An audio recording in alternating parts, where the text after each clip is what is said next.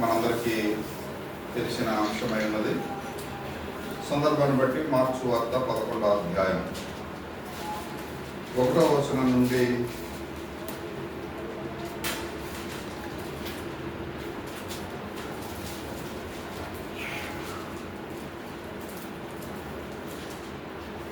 11వ వచనం వరకు చదువుకుందాం. ఎవరైనా గట్టిగా చదవండి. మార్క్స్ వార్త 11వ అధ్యాయం 1వ వచనం నుండి 11వ వచనం వరకు.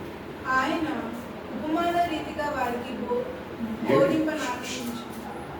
మార్క్స్ వార్త 11వ అధ్యాయం 1వ వచనం నుండి 11వ వచనం వరకు. వారు యెరూషలేమునకు సమీపించి ఒలీవల కొండ దగ్గర ఉన్న బెత్సగే బేతానియా అను గ్రామంలోకి వచ్చినప్పుడు ఆయన తన శిష్యుల్లో ఇద్దరిని చూసి, నీ ఎదుటనున్న గ్రామంలోకి వెళ్ళుడి, అందులో మీరు ప్రవేశింపగానే కట్టబడి ఉన్న ఒక గాడిద పిల్ల కనబడును, దాని మీద ఏ మనుష్యుడును ఎప్పుడునూ కూర్చుండలేదు, దానిని విప్పి తోలుకొని రండి. ఎవరైనా మీరెందుకు ఇలా చేయుచున్నారని మిమ్మల్ని అడిగిన ఎడల అది ప్రభువులకు కావలసి ఉండదని చెప్పుడు. తక్షణమే అతడు దాన్ని ఇక్కడికి తోలి పంపునని చెప్పి వారిని పంపాను. వారు వెళ్ళగా వీధిలో ఇంటి బయట తలవాకిట కట్టబడి ఉన్న గాడిద పిల్ల ఒకటి వారికి కనబడను. దాన్ని విప్పుచుండగా అక్కడ నిలిచి ఉన్న వారిలో కొందరు, మీరేం చేయుచున్నారు, గాడిద పిల్లను ఎందుకు ఇప్పుచున్నారని వారిని అడిగింది.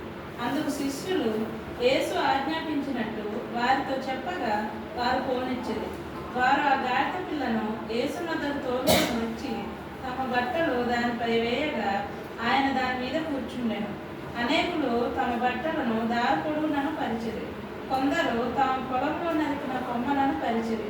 మరియు ముందు వెళ్ళుచుండిన వారును వెనుక వచ్చుచుండిన వారును, జయము ప్రభు పేరిట వచ్చువాడు స్తుతింపబడునుగాక, వచ్చుచున్న మన తండ్రి అయిన దావీదు రాజ్యము స్తుతింపబడునుగాక, సర్వోన్నతమైన స్థలములలో జయము అని కేకలు వేయుచుండిరి. ఆయన యెరూషలేమునకు వచ్చి దేవాలయంలో ప్రవేశించి చుట్టూ సమస్తమును చూసి సాయంకాలం అయినందున 12 మందితో కూడా బేతానియకు వెళ్ళాను. చాలా వెరీ ఇంట్రెస్టింగ్ అండి. ఇది ప్రభువైన యేసుక్రీస్తు వారి యొక్క మినిస్ట్రీలో లాస్ట్ వీక్ చివరి వారపు పరిచర్య. ఆయన యెరూషలేమునకు సమీపించినప్పుడు ఆయనను ఊరేగిస్తూ ఈ రీతిగా గాడిద పిల్ల మీద తీసుకుని వెళ్ళే సంభవం మనం చూస్తాం. దేవుడు ఎందుకు ఈ యొక్క పరిస్థితులు అనుమతించాడు, ఎందుకు ఆయన ఆ రీతిగా గాడిద పిల్ల మీద ప్రయాణం చేస్తూ వెళ్ళారు? దీనికి ప్రాముఖ్యమైనటువంటి ఒక చిన్న అంశాన్ని మీ ముందు పెట్టడానికి ఇష్టపడుతున్నాను. జకర్యా గ్రంథం 9వ అధ్యాయం 9వ వచనంలో ముందుగానే ప్రవక్తల చేత ప్రవచింపబడి ముందుగానే లేఖనం తెలియజేస్తుంది. జకర్యా గ్రంథం 9వ అధ్యాయం 9వ వచనం చదవండి దయచేసి.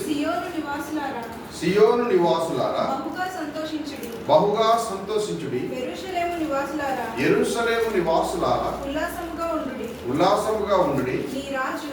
నీ రాజు నీతిపరుడును రక్షణ గలవాడును దీనుడనై గాడిద పిల్లను ఎక్కి నీ యొద్దకు వచ్చుచున్నాడు. ఇది ముందుగానే యేసుక్రీస్తు వారు ఈ లోకానికి శరీరధారిగా రాకమునిపే ప్రవక్త అయిన యెషయా ద్వారాగా ప్రవచించినటువంటి ప్రవచనం. ఇక్కడ మొట్టమొదటిగా దేవుడు ఎందుకొరకు ఈ గాడిద పిల్ల మీద వచ్చారంటే లేఖనం నెరవేర్పు. మరి లేఖన నెరవేర్పు దేనికోసం అనంటే ఇశ్రాయేలు 12 గోత్రముల వారు ఇతడు మెస్సయ్య అని వారు గ్రహించినట్లుగా దేవుడు ఈ యొక్క ప్రవచనాన్ని వారికి ఇచ్చాడు. అయితే మరి యోహాను సువార్తలో 1వ అధ్యాయంలో ఆయన తన స్వకీయుల యొద్దకు వచ్చినప్పుడు ఆయన స్వకీయులు ఆయనను అంగీకరించలేదు అని రాయబడింది. మరి అయితే ఆయన స్వకీయులు ఆయన అంగీకరించలేదు, ఆయన్ని చేర్చుకోలేదు. ఈ ప్రవచనం ముందుగానే చెప్పబడింది. ప్రవచనం ప్రకారంగా ఆయన గాడిద పిల్ల మీద ఊరేగుతూ ఆయన తీసుకుని వెళ్తున్నారు. ఎందుకు ఈ యొక్క మరి దేవుని యొక్క లేఖన నెరవేర్పు ఎందుకు జరుగుతుంది అంటే ఇప్పుడు కాదు, ఇప్పటికీ ఇశ్రాయేలుకు వారి యొక్క కళ్ళకు గుడ్డితనం అనేది వచ్చేసింది. ఇంకా మెస్సయ్యను స్పష్టంగా తెలుసుకునే ఒక సమయం వస్తుంది. ఆ సమయమే 1000 ఏండ్ల పరిపాలన. 7 ఏండ్ల శ్రమలలో కానీ అంటే సంఘం ఎత్తబడిన తర్వాత 7 ఏళ్ళు శ్రమలు సంభవించినప్పుడు 3.5 సంవత్సరాలు గతించిన తర్వాత ఇప్పుడు యుద్ధాలు జరుగుతున్నాయి. ఇలాంటి ఒక భయంకరమైన శ్రమలు జరుగుతున్నప్పుడు యెరూషలేము మీదకి అందరూ కట్టుకట్టి అందరూ యుద్ధం చేస్తూ ఉన్నప్పుడు సమాధానం లేని పరిస్థితుల్లో సమాధానం అని చెప్పి ఒక ప్రపంచానికి సమాధానకర్తగా ఒక ఆయన వచ్చి సమాధానం అన్నప్పుడు ఇజ్రాయేల్ అనుకుంటుంది ఇతడే మెస్సయ్య అయి ఉంటాడు, ఇతడి ద్వారాగే మనకు సమాధానం దొరుకుతుందని అతడిని మెస్సయ్యగా అంగీకరించి అతనికి లోబడతారు. కానీ అటు తర్వాత తెలుస్తుంది, మందిరం కట్టబడిన తర్వాత అతడు చేసిన పని వలన యాజకుడు చేయవలసిన పని అతడు చేస్తాడు. అప్పుడు ఇతడు నిషిద్ధమైన హేయ వస్తువును అర్పించిన తర్వాత ఇతడు మెస్సయ్య కాదు, ఇతడు అపవాది, ఇతడు అంత్యక్రీస్తు, అబద్ధ క్రీస్తు అని చెప్పి ఇశ్రాయేలు వారు తెలుసుకుంటారు. తెలుసుకుని అయితే మెస్సయ్య ఎవరు అంటే మెస్సయ్య గురించి రాసిన ప్రవచనాలు ఏంటి, ఆ ప్రవచనాలు ఎవరి దగ్గర నెరవేర్చబడ్డాయి అనేది పరిశీలన చేసినప్పుడు ఎవరి దగ్గర నెరవేర్చబడ్డాయి? ప్రభు అయిన యేసుక్రీస్తు వారి దగ్గర నెరవేర్చబడ్డాయి. ప్రభు అయిన యేసుక్రీస్తు వారు ఏం చెప్పారు తాను బ్రతుకున్న దినాలంటే, నేను లేఖనములను కొట్టివేయ రాలేదు కానీ లేఖనములను నెరవేర్చుటకై వచ్చితిని. సో ఇప్పుడు ఏమైతే అతని గూర్చి ముందుగా ప్రవక్తల ద్వారాగా ప్రవచింపబడ్డాయో, ఏమైతే పరలోకపు తండ్రి ముందుగా అతన్ని గూర్చినటువంటి సూచనలు తెలియచేశారో అవన్నీ కూడా ప్రభువైన యేసుక్రీస్తు వారిలో నెరవేర్చబడవలసి ఉన్నది. అది ఒక రోజున ఇశ్రాయేలు వారు 12 గోత్రముల వారి సత్యాన్ని తెలుసుకొని వారు ప్రభువైన యేసుక్రీస్తు వారిని రక్షకునిగా అంగీకరించవలసినటువంటి అవసరత ఉన్నది. ఇప్పటికైతే వారు ఇంకనూ పాత నిబంధన గ్రంథంలోనే ఉన్నారు. వారు మెస్సయ్యగా ఇతరుని సంపూర్ణంగా అంగీకరించిన పరిస్థితి అయితే లేదు. అందుకొరకే లేఖనములు ఎవరికి అనుగ్రహించబడ్డాయి అంటే ఇశ్రాయేలు 12 గోత్రాల వారికి స్పష్టంగా తెలియచేయటం కొరకు. దావీదు వంశంలో నుంచి దైవుడు వచ్చాడు అంటే ప్రభు యేసుక్రీస్తు వారు వచ్చారు. ఎందుకు దేవుడు ఈ ప్రవచనాన్ని ఇచ్చాడు అంటే అది కూడా ఒకరోజు ఇశ్రాయేలు ప్రజలు తెలుసుకోవడానికి.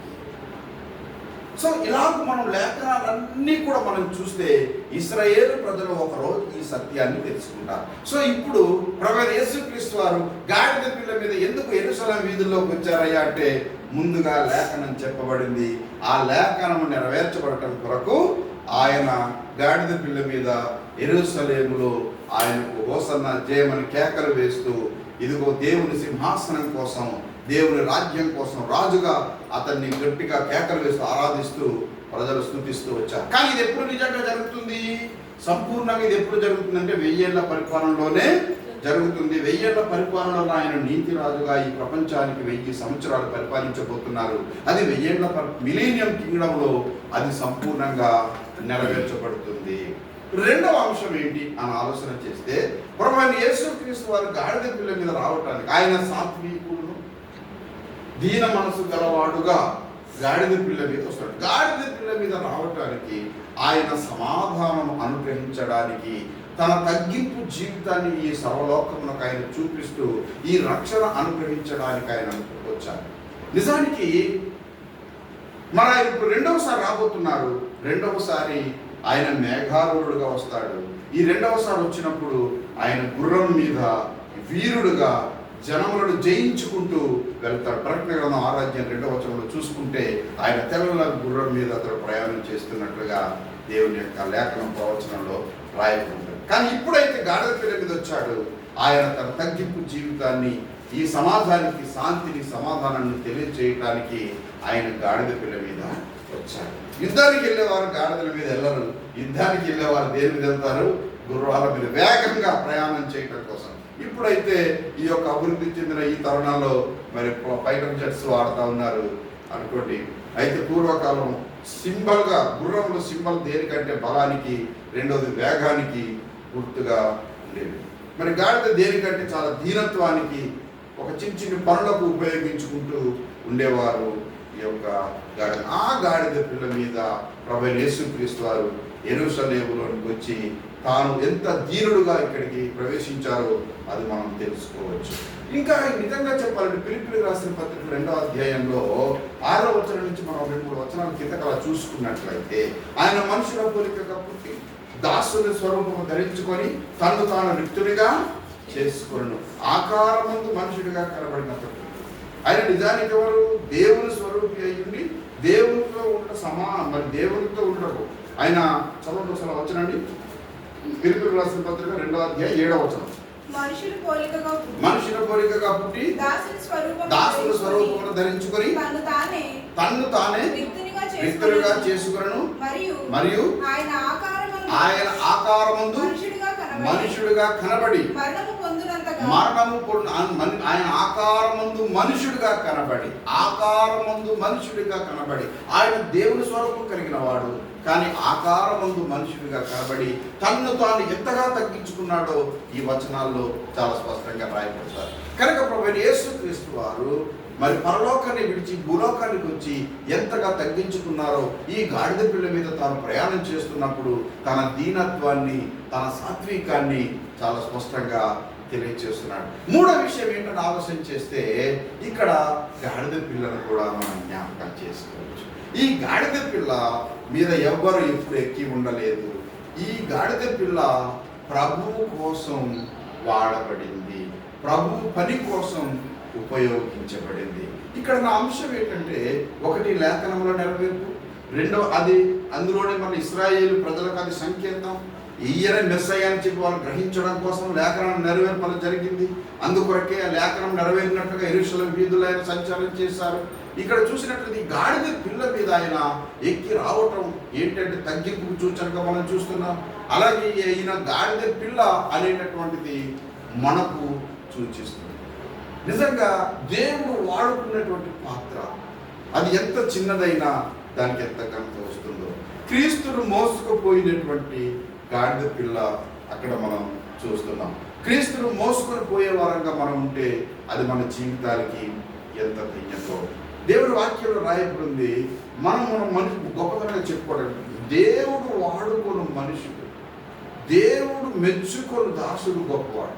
అంటే ఎవరినైతే దేవుడు మెచ్చుకుంటాడో వారే గొప్పవారు. కనుక ఇప్పుడు ఈ గాడిద పిల్లను ఆయన ఎన్నుకున్నారంటే నిజంగా లేఖనముల ప్రకారంగా ఎన్నుకున్నారు. అయితే ఈ గాడిద పిల్ల ఎన్నుకోబడటం అనేది నిజంగా ఎంతో ధన్యత.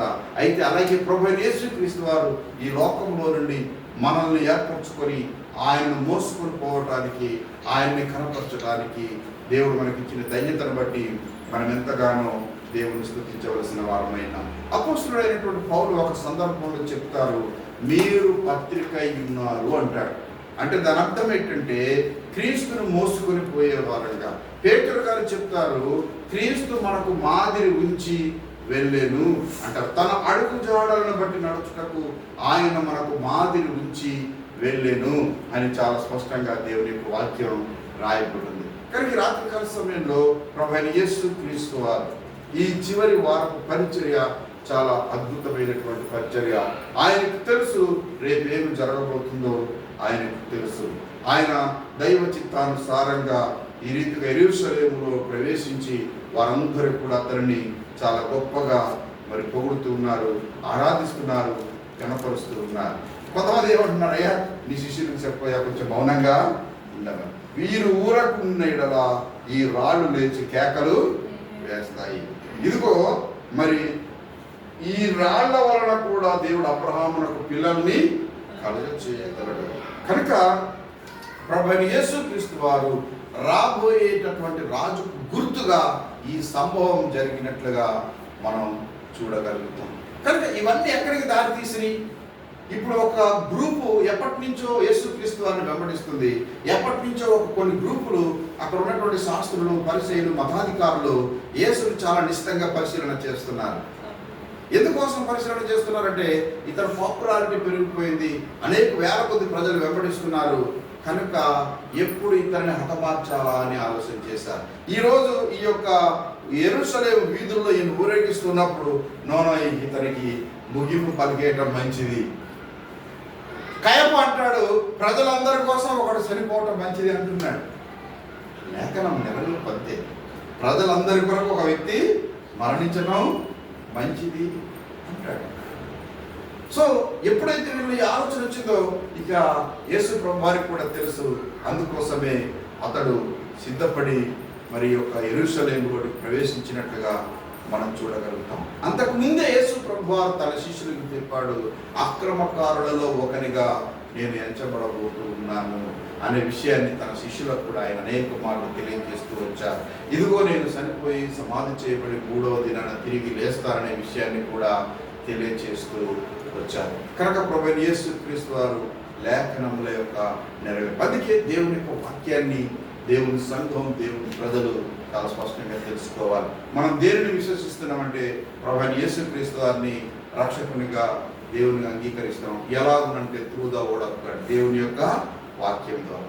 దేవుని యొక్క వాక్యము ఇది దేవుడు మాట్లాడిన మాటను మనం విశ్వసించి ఆ యొక్క లేఖనాలను మనం విశ్వసిస్తున్నాము. కనుక లేఖనముల యొక్క సంగతులను మనం చాలా స్పష్టంగా తెలుసుకుంటే మనకు అది శక్తిని, బలాన్ని అనుగ్రహిస్తుందని మనం గ్రహించవలసినటువంటి వారంగా ఉన్నాం. సర్వ సృష్టికర్త అయినటువంటి దేవుడు హీనుడుగా ఈ లోకానికి వచ్చి ఆయన మనందరి పాపముల కోసం క్రయధనాన్ని చెల్లించబోయే పరిస్థితి ఏర్పడింది. ఆయన మనందరి కొరకు పాప పరిహారము నిమిత్తము ఆయన సమర్పించబడబోతున్నారనే విషయాన్ని మనం అర్థం చేసుకోవలసిన వారంగా ఉంది.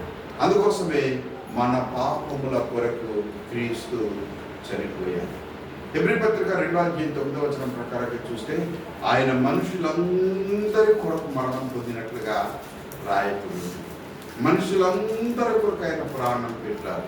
ఇదిగో ఆయన చిందించిన రక్తము మనం చేసిన పాపములకు వెల అని దేవుని యొక్క లేఖనం చాలా స్పష్టంగా రాయబడింది. మన పాపములకు వెల ఆయన చెల్లించడానికి లోకానికి వచ్చాడు. నిజానికి ఆయన రాజు, ఆయన సృష్టికర్త, ఆయన దేవుడు, ఆయన అదృశ్య స్వరూపి, సర్వ సృష్టికి ఆధారభూతుడు అయినటువంటి దేవుడు ఇప్పుడు ఈ సృష్టిలో మనుషుల యొక్క ఆకారంలో వచ్చి మనందరి కొరకు మరణించడానికి ఆయన సిద్ధపడుతున్నాడు. అందుని బట్టి మనం ఎంతగానో దేవుని స్తుతించవలసిన వారం, దేవుని గణపరచవలసినటువంటి వారం. ఇదిగో నీతిమంతుని కోసం ఒకడు మరణించవచ్చు. పాపుల కోసం ఎవరు మరణిస్తారంటే ఇదిగో పాపుల కొరకు ప్రాణం పెట్టడానికే ప్రభువైన యేసుక్రీస్తు వారి లోకానికి వచ్చారు. ఆయన నీతికి రాజు, సమాధానానికి రాజుగా ఇదిగో గాడిద పిల్ల మీద అతడు ఊరేగుతున్నట్లుగా మనం చూస్తున్నాం. ప్రజలందరూ అతనికి చాలా గొప్పగా మరి స్తుతిస్తున్నట్లు, గొప్పగా గణపరుస్తున్నట్లు మనం చూడవచ్చు. ఒక ఆశ్చర్యకరమైన సంగతి ఏంటంటే యేసుక్రీస్తు వారు తాను బ్రతుకున్న దినాల్లో ఆయన చేసిన అద్భుతాలన్నీ రాయాలంటే యోహాను సువార్త ఆఖరి వచనంలో ఈ భూలోకం అంతా సరిపోదని రాశాడు. అన్ని అద్భుతాలు యేసుక్రీస్తు వారు చేశారు, కానీ అన్ని రికార్డ్ చేయబడలేదు. అన్ని అద్భుతాలు చేశారు, అవన్నీ చూశారు, అవన్నీ అనుభవించారు. చివరికి యేసుని సిలువ వేయాలని కేకలు చేశారు. కానీ ఆయన మనుషులందరి కొరకు తన్ను తాను అపరాధ పరిహారార్థ బలిగా అప్పగించబడటానికి అతడు చాలా సంతోషంగా తన ప్రాణాన్ని మన కొరకు అప్పగించారు. అందును బట్టి మనం ఆయన్ని స్తుతించాలి, ఆయన్ని కనపరచాలి, ఆయన ఆరాధించాలి. ఈ రాజు నీతిమంతుడు, ఆయన అందుకే గాడిద పిల్ల మీద దీనుడై ఈ లోకానికి వచ్చారు. ఇది ఎవరికి స్పష్టత ఇవ్వడం కోసం అని ఆలోచన చేస్తే 12 గోత్రాల వారికి, యూదులకు స్పష్టత. ఎందుకంటే మనకు ప్రవచనాలు లేవు, మనకు లేఖనాలు లేవు. కానీ ప్రవచనాలు, లేఖనాలు, ధర్మశాస్త్రం ఇదంతా కూడా ఎవరికి ఉంది? ఆ యొక్క ఇశ్రాయేలు 12 గోత్రాల వారికి ఉంది. వారికి స్పష్టత ఇవ్వడం కోసం ఈ లేఖనాల యొక్క నెరవేర్పు సంపూర్ణంగా దేవుడు జరిగిస్తూ వచ్చారు. అయినప్పటికీ కూడా వారు తెలుసుకోలేదు, మనం తెలుసుకోగలిగాం. దేవుని వాక్యం ఏం చెప్తుందంటే చూచి నమ్మిన వాని కంటే చూడక నమ్మినవాడు ధన్యుడని చెప్పి, నిజానికి దేవుడు అక్కడ దాన్ని మనం ఇంకా ఇలా అర్థం చేసుకోవచ్చు. ఆయన యెరూషలేములో అక్కడ పుట్టారు, అక్కడ పెరిగారు, అక్కడ ప్రజలు తెలుసుకోలేకపోయారు. కానీ మనకు తెలియదు, కేవలం ఆయన దేవుడిని రక్షకుడని సువార్త విని నమ్మాము. మనం ఎంత ధన్యులము, మనం ఎంతగా దీవించబడిన వారము. కనుక దేవుడు చాలా కృపగలవాడు. మనం గొప్ప దేవుడిని మనం రక్షకునిగా కలిగి ఉన్నాం. అందును బట్టి మనం ఎంతగానో దేవుని స్తుతించవలసిన వారం, దేవునికి కనపరచవలసిన వారం. ఆయన గాడిద పిల్ల మీద ఆయన యెరూషలేము వీధుల్లో ఊరేగినట్టు మనం చూస్తున్నాం. రేపు ఆయన తెల్ల గుర్రం మీద వీరుడుగా జయించుకుంటూ జయశాలుడుగా ఆయన మరణమును జయించి వెళ్ళాడు. మరణమే కాదు, సర్వలోకాన్ని జయించి సర్వలోకానికి ఆయన చక్రవర్తిగా 1000 ఏళ్ళు ఈ భూమి మీద నీతి పరిపాలన చేయబోతున్నాడు. ఆ నీతి రాజుల కోసం మనం ఇప్పుడు ఎదురు చూస్తున్నాం. ఇప్పుడు మనందరం ఇప్పుడు ఏం చేస్తున్నామంటే ఆయన రెండవ రాకడ కొరకు మనం ఎదురు చూస్తున్నటువంటి వారంగా ఉన్నాం. ప్రకటన గ్రంథంలో ఏం చెప్తారంటే ప్రభు అయిన యేసు త్వరగా రమ్ము, ప్రభు అయిన యేసు త్వరగా రమ్మని సంఘం ఎదురు చూడవలసింది. వాక్యం ఏం చెప్తుందండి? ఇదిగో వచ్చుచున్నవాడు ఆలస్యం చేయక వచ్చును. మొదటి వాడను కడపటి వాడను యుగయుగములు జీవించు వాడను కూడా నేనే, ఆదియు నేనే, అంతము కూడా నేనే, అల్ఫా నేనే, ఒమేగా కూడా నేనే అని ఆయన తెలియజేస్తారు. దేవుడి మాటలు మనందరికీ వీటిలో ముద్రించును గాక. ఆమె తలవంచండి, ప్రార్థన చేసుకున్నాం. థ్యాంక్స్.